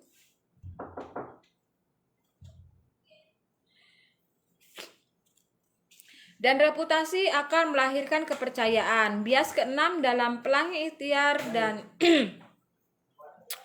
dan jangan salah, integritas juga faktor pengali, di mana integritas dapat membuat sesuatu itu menjadi kenyataan atau tidak, menjadi besar atau tidak.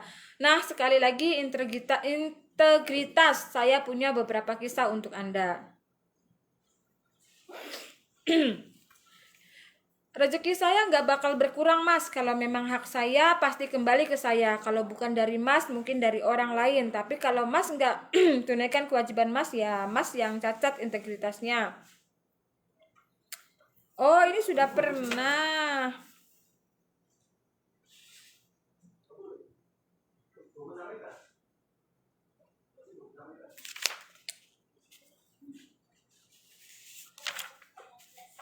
Ngecas juga, tidak ngecas. Di tempat terus nggak mau. Siapa? Kakak.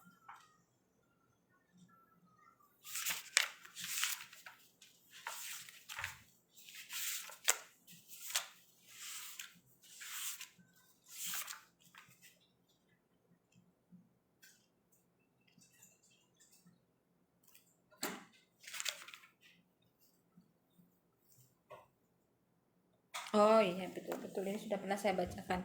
Tapi nggak apa-apa ya, saya bacakan kembali. Rezeki saya nggak bakal berkurang mas. Kalau memang hak saya pasti kembali ke saya. Kalau bukan dari mas mungkin dari yang lain. Tapi kalau mas nggak tunaikan kewajiban mas, ya mas yang catat integritasnya. Itu tanggapan saya kepada lelaki berinisial R yang mangkir membayar hak saya di Yogyakarta beberapa waktu yang lalu. Konon dia menyebut dirinya hipnoterapis dan trainee, namun sikapnya kurang pantas sebagai murid sekalipun, apalagi sebagai trainer. Jauh-jauh hari sebelumnya, kebetulan di Yogyakarta juga, lelaki berinisial J menyebut dirinya pengusaha tiketing dan mentor senior juga bersikap begitu kepada saya. Mangkir membayar hak saya sebagai entrepreneur. Saya coba menagih hak saya 1 kali, 2 kali, 3 kali, tetap saja dia mangkir. Ya sudah, saya lupakan saja. Buat apa diributkan? Toh ada yang maha membalasnya. Hanya saja dari kejadian ini saya bisa mengukur isi dompetnya sekaligus isi hatinya. Dan setiap kali ada yang bertanya tentang si hipnoterapis dan si mentor senior, ya saya ceritakan apa adanya saja. Ketika dulu memulai usaha, saya pernah mengajak 2 investor. Pertama-tama usaha ini berjalan sesuai dengan rencana dan menguntungkan. Namun karena orang kepercayaan saya mengundurkan diri, saya pun keteteran dan usaha ini berjalan di tempat. Lantaran saya merasa tidak nyaman dan usaha ini mulai merugi, saya memutuskan untuk menutupnya. Sebenarnya sih saya tidak perlu mengembalikan uang investor. Toh memang rugi ya, namanya investor. Kalau usaha untung ya dia dapat untung, kalau usahanya rugi ya dia ikut rugi juga. Tetapi saya bertekad untuk mengembalikan seluruh uang investor, jumlahnya puluhan juta rupiah, sangat besar bagi saya pada waktu itu. Saya cuma bilang, "Pak, terima kasih telah memberikan kepercayaan kepada saya.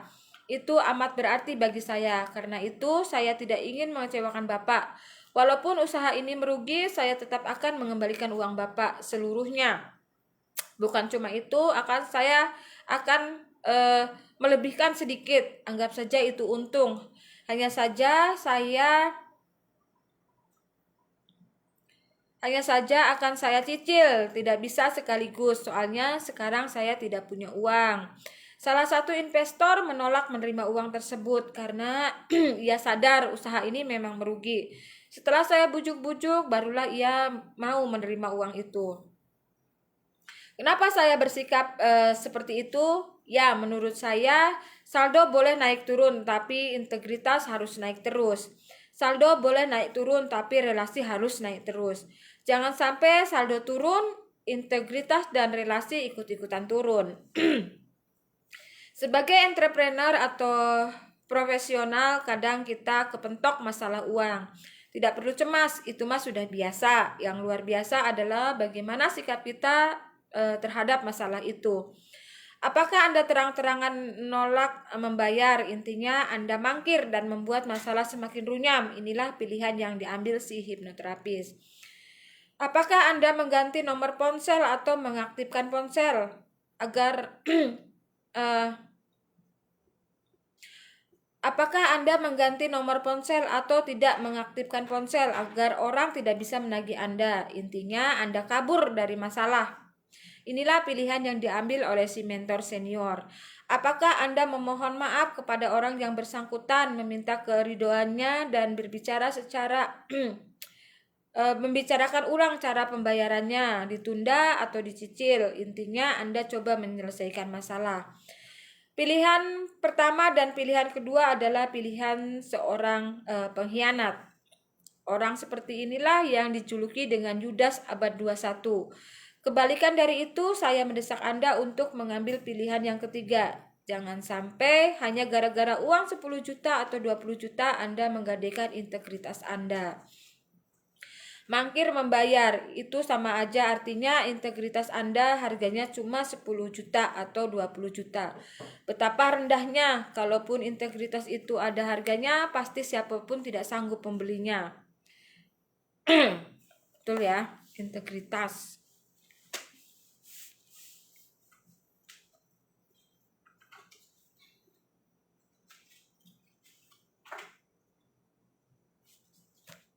Jadi ingat cerita dulu ya, cerita kita awal-awal online. Jadi Bapak Ibu, awal-awal kita online itu kan bagus sekali ya transaksinya di perbankan kita gitu ya. Apa sih itu namanya ya? Rekening koran gitu ya. Apa namanya, transaksi perbankan itu, uang masuk uang keluar itu bagus sekali kita, catatan kita di bank gitu ya. Jadi banyak pihak-pihak yang dari bank ini bank itu nggak tahu dari mana, mereka selalu menelpon untuk memberikan kartu kredit gitu ya. Fasilitas kartu kredit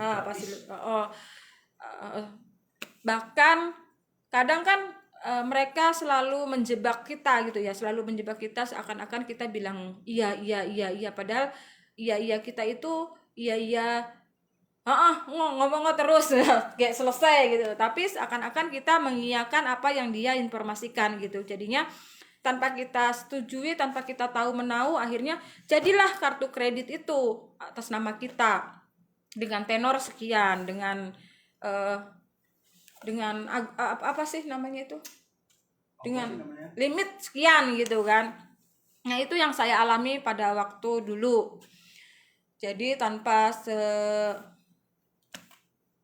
sepengetahuan saya, tahu-tahu jadilah kartu kredit itu dan dikirim ke alamat rumah.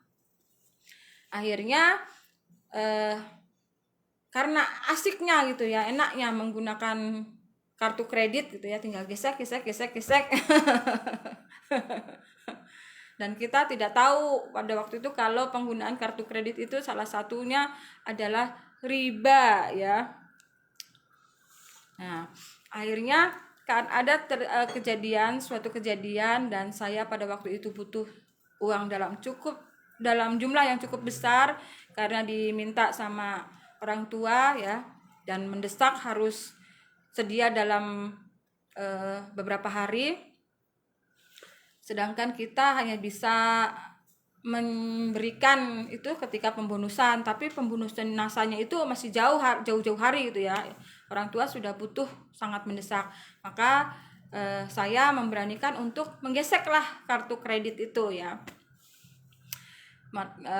Digesek dalam jumlah yang cukup besar, puluhan juta. Nah kemudian udah itu kita bayar, sudah kita tutup gitu ya. Nah ada kejadian lagi, kejadian lucu ya, kejadian ya saya ini kena penipuan kartu kredit Bapak Ibu.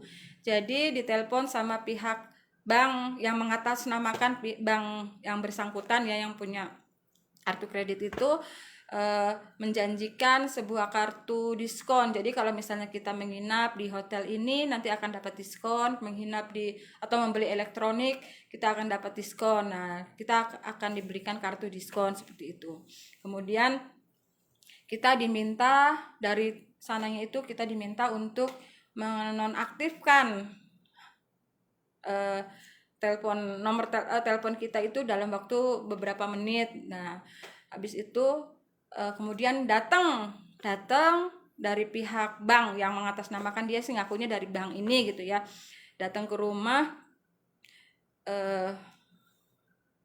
meminta kartu kredit saya, kemudian digesek menggunakan mesin DC yang berbeda dengan kartu yang saya miliki. Jadi waktu itu kartu kredit saya Mandiri digesek di BCA, mesin DC-nya itu BCA. Kemudian dan dilalah pada waktu itu tidak ada orang Bapak Ibu, Pak Sindu nggak ada, terus orang-orang tetangga rumah juga nggak ada, cuman ada saya di rumah pada waktu itu. Kemudian yang bantu packing juga tidak ada. Jadi nggak tahu itu ceritanya terkena hipnotis atau tidak, itu saya tidak paham. Yang jelas kartu itu saya serahkan, kemudian sama dia digesek.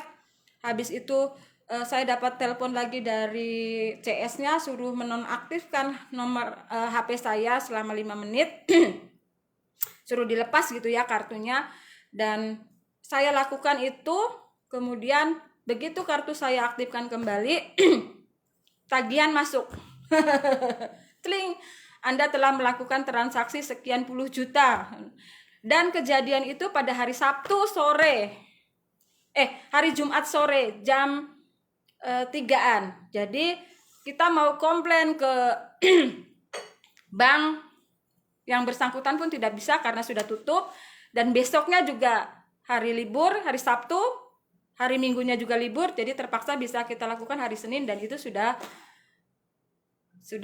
kelamaan gitu ya. Akhirnya mau tidak mau ya tetap harus dibayar. Harus dibayar. Jadi pada waktu itu kita istilahnya gali lubang tutup lubang. Kemudian banyak nih cerita-cerita dari teman-teman nih yang menyarankan udah kartu kreditnya dimatikan aja, di off kan gitu ya. Kalau ada yang telepon begini nggak usah diangkat. Kalau perlu ganti nomor telepon. Jadi seperti yang dikatakan di buku ini, kita menghilang, kita mengganti nomor telepon dan tidak membayar gitu ya, tidak membayar tagihan itu. Nah, cuman lama kelamaan saya berpikir gitu ya, bagaimanapun ini kan kesalahan saya gitu ya. Tipu atau tidak ketipu, ini adalah kesalahan saya. Jadi tetap aja namanya hutang. Dan Pak Sindu bilang ini adalah riba gitu ya. Jadi mungkin diingatkan gitu ya, kita diingatkan bahwa ini adalah tidak baik gitu ya. Kartu yang kita pegang, uang yang kita miliki itu adalah tidak baik. Seenak-enaknya kita pegang kartu kredit itu lebih enak punya kita pegang kartu debit, Bapak Ibu. Jadi kalau Anda punya seabrek kartu kredit itu artinya Anda itu punya utang banyak. Kartu utang ya. Jadi kalau misalnya Anda berbelanja nih, ada orang yang kemudian gesek pakai kartu kredit, belanjaannya banyak, itu jangan Anda wow dulu. Itu artinya dia sedang berhutang.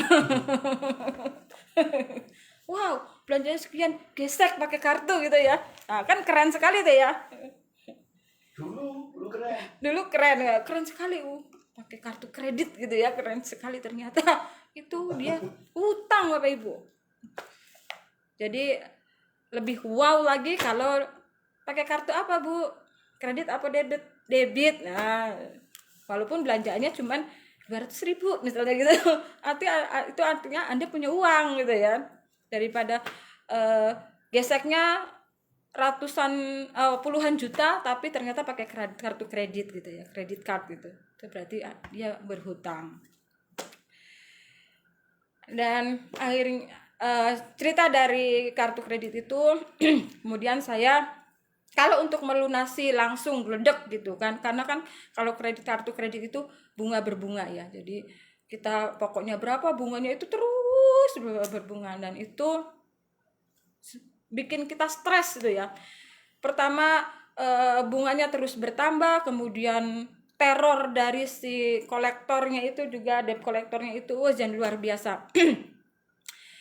Makanya dari itu kemudian saya berniat nih, walaupun teman-teman yang lain bilang udah dibiarin aja, kamu tuh ditagih terus itu karena kamu hutangnya sedikit. Coba kalau hutangnya miliaran katanya gitu, pasti nggak akan ditagih-tagih. Waduh, hutang segini aja ditagih-tagih seperti itu, apalagi hutang miliaran kan ya, stres banget pasti ya. Akhirnya kita coba cari solusi dengan menelpon pihak banknya, kemudian carikan solusi, dan saya ceritakan kejadiannya bahwa uang itu digesek tanpa saya sadari gitu ya. Dan setelah ditelisir, nah, uangnya ini dipergunakan untuk apa? Ternyata uangnya ini dipergunakan katanya sih pada itunya untuk berbelanja di toko ini katanya. Nah, kemudian saya ditanya-tanya apakah Bapak Ibu pernah melakukan pembelanjaan di sini. Saya tidak pernah sama sekali melakukan pembelanjaan di toko itu. Saya bilang seperti itu. Kemudian kita buat surat pernyataan kalau kita tidak melakukan pembelanjaan tersebut. Dan alhamdulillah uangnya dikembalikan.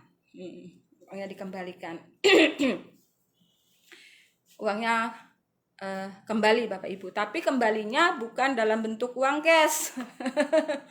Kembali dalam bentuk kartu kredit.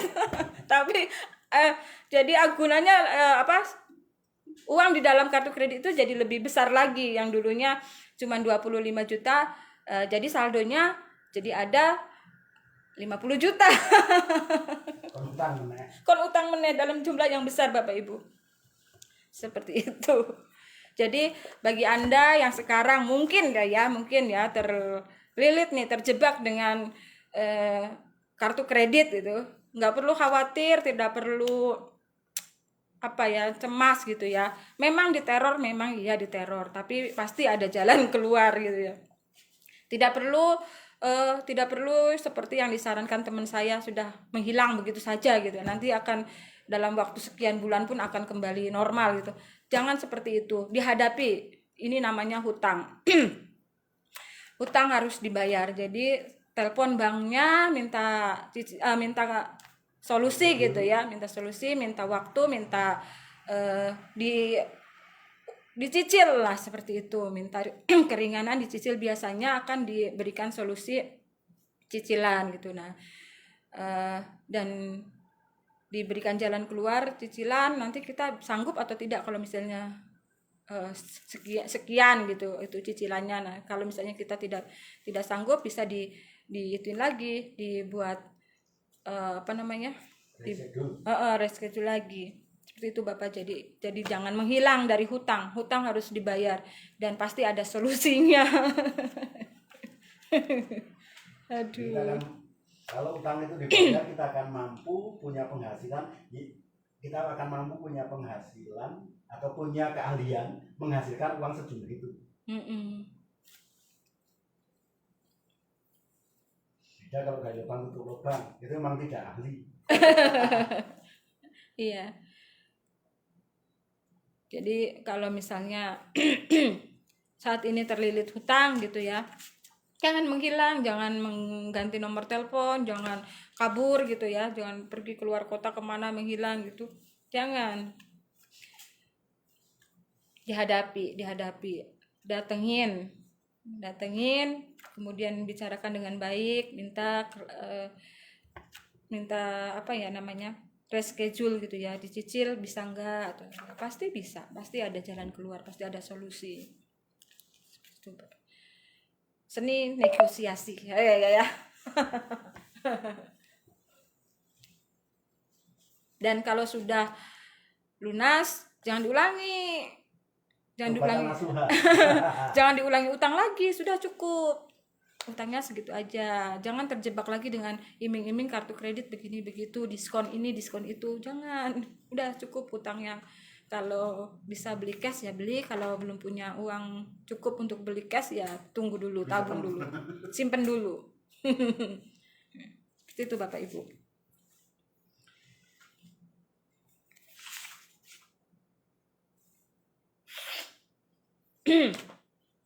Oke Bapak Ibu, segitu aja lah baca bukunya dari saya. Ini sudah selesai sih sebetulnya.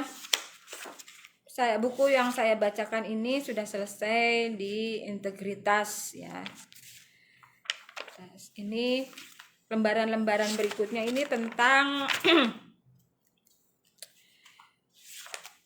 tentang fenomena angka-angka gitu ya. Terus banyak angka-angka 19 gitu-gitulah ya. Kemudian ada di sini tentang buku-buku yang Pak Ipo tulis. Jadi ini sudah selesai. Buku 7 keajaiban rezeki ini sudah selesai saya bacakan. Yang halaman belakang-belakangnya tidak perlu lah saya bacakan. Cukup sekian saja. Bapak Ibu, kalau dirasa yang saya bacakan ini kurang mantep gitu ya, silakan beli bukunya di Gramedia. Dan nanti Bapak Ibu akan mendapatkan CD audionya juga tentang kesuksesan orang-orang ya yang mau berbagi ilmunya gitu ya. Di situ ada di audionya itu. Ini bukunya hanya seharga, kalau wilayah Jawa ini 112.800. Ini banyak di Gramedia. Ini bukunya. Bapak Ibu bisa cari ya. Kalau misalnya dirasa yang saya bacakan ini kurang mantep nih, atau mau diulang lagi. Karena memang baca buku itu tidak cukup satu kali, apalagi dibacain gitu ya. Tidak cukup satu kali, minimal 8 kali lah. Ini baru kita nyantol, baru kita ngelotok gitu ya. Itu harus dibaca 8 kali. Ini bukunya Bapak Ibu. Cari di Gramedia banyak, di toko-toko buku juga banyak. Beli online juga bisa. Harganya sekian. 112.800. Ya. Ini bagus sekali dibacanya, enak sekali bacanya. Piknik sekali-kali ke Gramedia. Pasti langsung borong. Bukunya. Jadi saya cukupkan sekian dulu dari saya. Insya Allah bertemu lagi di minggu depan dengan buku yang berbeda, dengan judul yang berbeda. Insya Allah. Insya Allah Jawa. Insya Allah beneran. Insya Allah beneran. Sekian Bapak Ibu, terima kasih atas waktunya, atas kuotanya, atas pulsanya, atas atensinya, sudah meluangkan waktu untuk mendengarkan saya membaca buku. Terima kasih banyak. Wassalamualaikum warahmatullahi wabarakatuh. Semangat pagi. Go Diamond. Go Crown Diamond ya. Bagus.